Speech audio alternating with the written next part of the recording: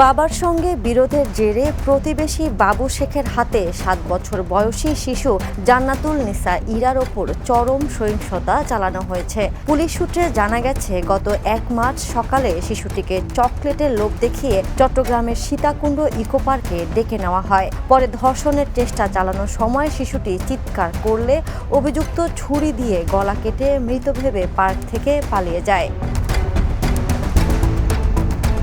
ভয়াবহ এই কাণ্ডে শিশুটি গলা কাটা অবস্থাতেই পার্ক থেকে বেরিয়ে আসে।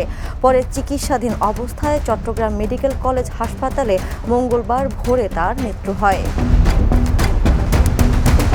চট্টগ্রাম জেলা পুলিশ সুপার মোহাম্মদ নাজির আহমেদ খান এক সংবাদ সম্মেলনে জানান, অভিযুক্ত বাবু শেখের সঙ্গে শিশুর বাবার পূর্ব বিরোধ ছিল। এই প্রতিশোধের জেরে শিশুকে হত্যার উদ্দেশ্যে পার্কে নিয়ে গিয়ে এই নির্মম কর্মকাণ্ড চালানো হয়। তাদের সাথে দীর্ঘদিন ধরে পারিবারিকভাবে বিরোধ চলছিল। বিরোধের জের হিসেবে তার মেয়েকে মেরে পরিকল্পনা গ্রহণ করে।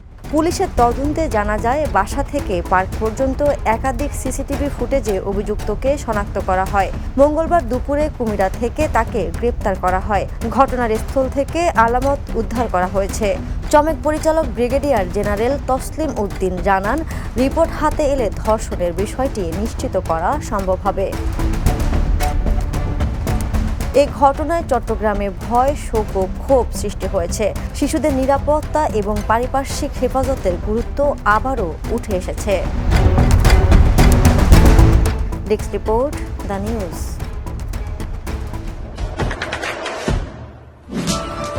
দেশে দেশে সবার সাথে দ্য নিউজ।